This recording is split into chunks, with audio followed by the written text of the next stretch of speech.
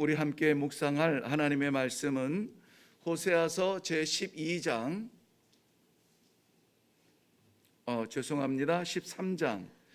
13장 1절부터 4절까지 말씀 보려고 합니다.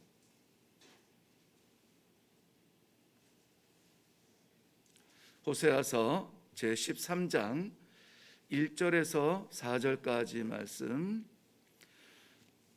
찾으셨으면 우리 같이 합독할까요? 시작. 에브라임이 말을 하면 사람들이 떨었도다.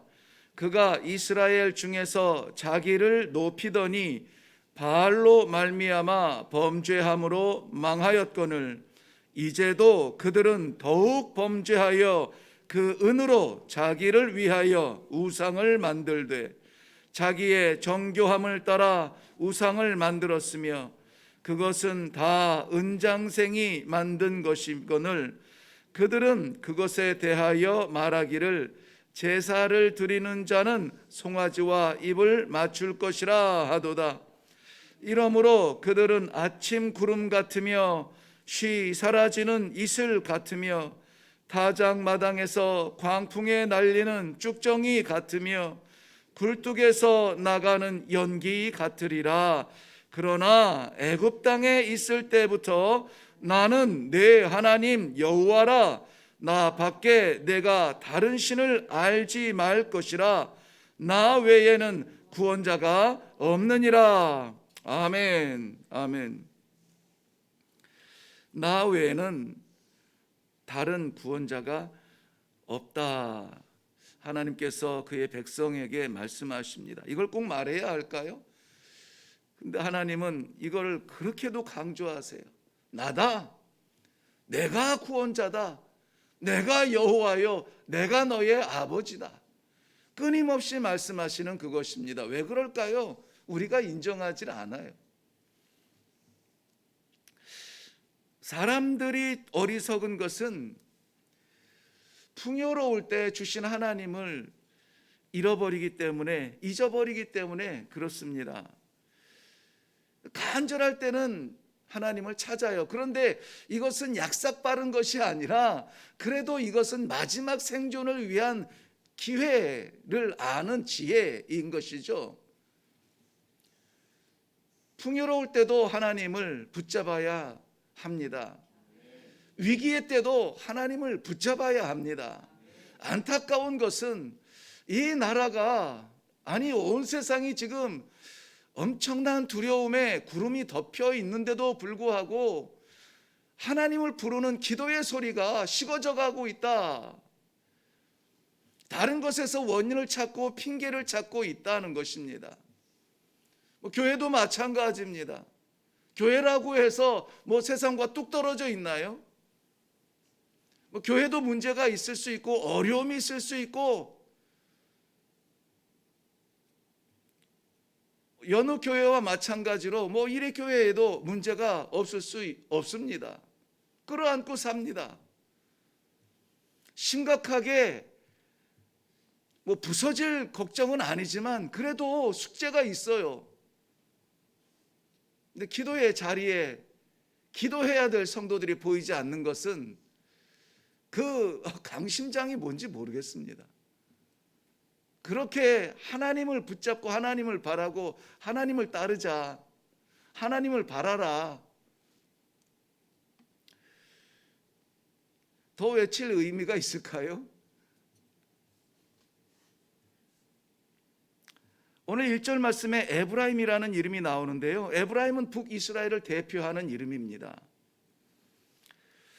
야곱에게는 12아들이 있어서 12아들이 이스라엘 12지파 가나안 땅에서 그 땅을 차지하는 12지파의 시작이 되고 대표가 됩니다. 야곱에게 있는 12아들은 루벤, 시므온, 레위, 유다, 이사갈, 스불론이 레아에게 난 아들들이고요. 정말 사랑했던 라헬에게는 요셉과 베냐민이 태어나죠. 그리고 여종들을 통하여서 단과 납달리와 갓과 아셀이 태어나서 12아들이 됩니다. 그런데 이 가운데 레위 지파와 요셉은 12지파의 시조가 될 수 있도록, 그 땅을 차지할 수 있도록 받지 못합니다. 레위 지파는 땅의 기업을 얻을 사람들이 아니라 하나님께 구별되어서 하나님의 일을 감당해야 되는 제사장 지파로 구별이 됩니다. 그래서 땅을 유업으로 받지 못합니다. 그리고 요셉에게는 하나님께서 야곱을 통하여서 갑절의 은혜를 주시는데요, 다른 아들은 각 지파의 시작이 되지만 요셉의 두 아들 므낫세와 에브라임이 지파의 수장이 됨으로 말미암아 두 배 갑절의 축복을 받죠. 그런데 갑절의 축복은 당시의 질서로 보면은 장자에게만 허락되어진 축복입니다. 그런데 야곱은 요셉에게 장자의 축복인 갑절의 축복을 합니다. 이 영적 질서가 바뀌는 것이죠. 그 르우벤은 장자로 태어났으나 그러나 범죄로 인하여서 장자의 특권을 잃어버립니다. 빼앗겨요. 알겠지만은 우리 요셉은 어려운 중에서도 그 중심을 지켜, 그 중심이 뭐죠? 하나님과 함께하는 중심을 지킴으로 말미암아 이스라엘 백성이라면은 그러한 가운데서도 하나님은 붙들어야 된다. 어떠한 가운데서도 하나님을 바라고 따라야 된다. 이러한 믿음의 중심을 지킴으로 말미암아 영적 장자의 축복을 받아 그 아들 므낫세와 에브라임이 감히 삼촌들이겠죠, 그 지파의 수장들의 버젓이 들어가는데, 게다가 야곱은 이들을 축복할 때에 세상에서 번성하도록 창세기 48장 16절에 보면은 번성하도록 기도를 해줍니다. 축복을 해줘요. 그래서일까요? 에브라임은 정말 낄 수 없는데 끼고 그 가운데서도 막내지만 북이스라엘을 대표하는 그러한 사람이요 또 시조요 그러한 지파가 됩니다. 오늘도 에브라임은 이렇게 시작해요. 자, 에브라임이 어떠한 존재로 변했는지 볼까요? 1절 말씀 보면 에브라임이 말을 하면 사람들이 떨었도다 그랬습니다. 이스라엘 지파의 그 문화적 전통은 우리나라의 유교적인 사상보다 훨씬 더 엄격합니다. 질서가 확실합니다. 그런데 에브라임이 말하는데 사람들이 덜덜 떱니다. 이것은 북이스라엘의 중심이 되었다라고 하는 표면적인 증거이기도 하거니와 구체적으로 보면은 정치적으로 이미 압도하고 있으며 지도력을 가지고 있다. 그야말로 세상에서 번성하게 하는 축복을 누리고 있다라고 하는 것이죠. 뿐만이 아니라 2절에 보면은 저들은 2절 하반절 보면은요, 저들이 정교함을 따라 우상을 만들었는데 그것은 다 은장색이 만든 것이거늘. 우상의 형태를 만드는데 다 은으로 만들어요. 이 경제적인 풍요로움도 누립니다. 나무를 깎거나 돌로 파거나, 물론 종교적인 그러한 정신으로 할 수도 있지만은, 그러나 저들은 은장색에게 부탁이 해서 이 우상들을 새길 만큼 풍요로움을 누리고 있습니다. 그런데 그 번영의 근원이 어디에 있는가 하는 것이죠. 5절 말씀 보면은 하나님께서 이렇게 말씀하세요. 내가 광야 마른 땅에서 너를 알았거늘. 그 뒤에 어떻게 하나님께서 그의 백성들을 채우셨는지를 말씀하는데요, 여기에 알았거늘 이 말씀은 이렇게 이 지식적으로 너 누구 아들이구나, 너 누구구나 이렇게 아는 것이 아니라 돌봤거늘 하는 얘기예요. 케어드 했다는 얘기입니다. 아버지가 자식을 품듯이, 어미가 자식을 먹이듯이 그렇게 이스라엘 백성들을 품었다는 거. 어디에서? 광야에서. 그러니 지금 이 살아가는 시대가 광야 같은 시대라 할지라도, 광야보다 더 메마른, 광야보다 더 두려운 땅에 우리가 살아가고 있다 할지라도, 하나님께서 우리를 아시기만 하면, 우리를 케어하시기만 하면, 돌보시면은 그 안에서도 풍성함을 누릴 수가 있다는 사실이죠. 오늘도 하나님께서는 그것을 말씀하고 계시는 것입니다. 내가 내가 너를 품고 내가 너를 붙들고 내가 너를 먹여서 네가 지금 누리는 이 정치적인 풍요와 네가 누리는 이 경제적인 풍요를 다 누리고 있다라고 하고 있어요. 그런 면에서 보면은 에브라임을 대표로 한 북이스라엘이 위기 때마다 의지하려 했던 강대국들 아수르나 애굽을 보세요. 저들은 의지할 수 있는 어떤 것이 못 됩니다. 오히려 저들은 그것을 핑계로 하여서 도적질을 해가죠. 그래 내가 도와줄게. 근데 뭐 줄 거 없어? 성전을 뒤져서 왕궁을 뒤져서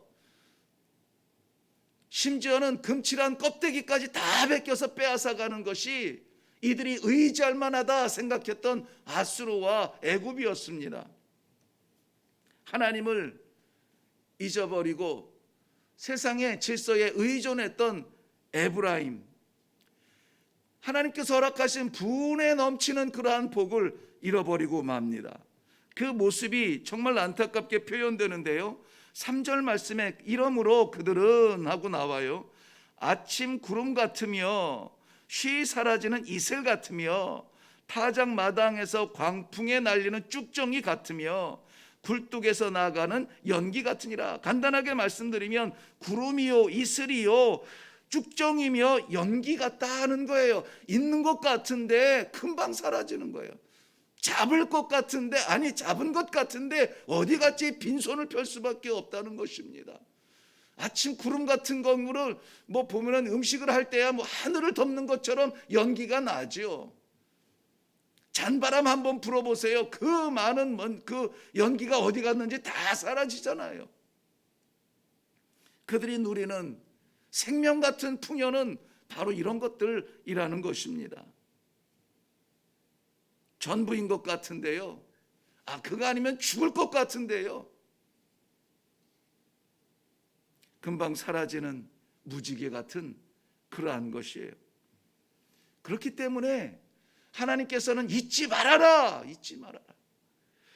4절 한번 가서 같이 읽겠습니다. 4절 시작. 그러나 애굽 땅에 있을 때부터 나는 내 하나님 여호와라.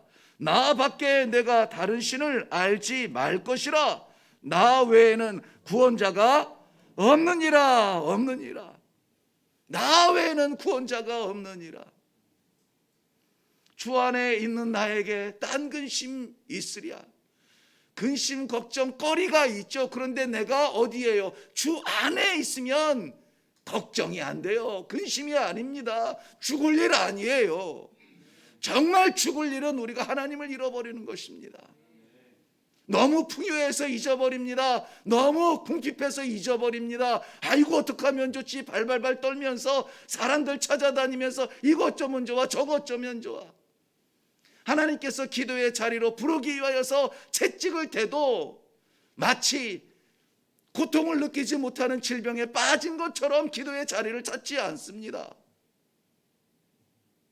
이것이야말로 고통의 순간보다 더 끔찍한 저주가 아닐까요? 아픔을 느끼지 못해요.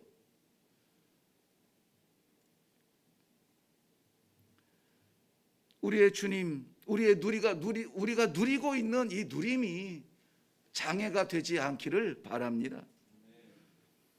하나님을 가까이 하는 것 아니, 하나님과 함께 하는 것, 하나님을 부를 수 있는 축복, 하나님을 잡을 수 있는 이 축복, 이것을 마음껏 누릴 수 있기를 바랍니다.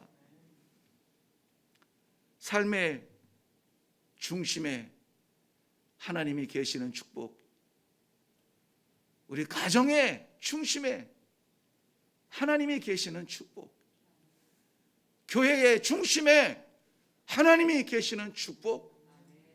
그래서 어떤 일이 있어도 하나님 중심으로 하나님을 바라보며 신앙의 생활을 영위하는 우리 영혼의 축복을 오늘 마음껏 누리는 귀한 하루가 되시기를 주님의 이름으로 축원합니다.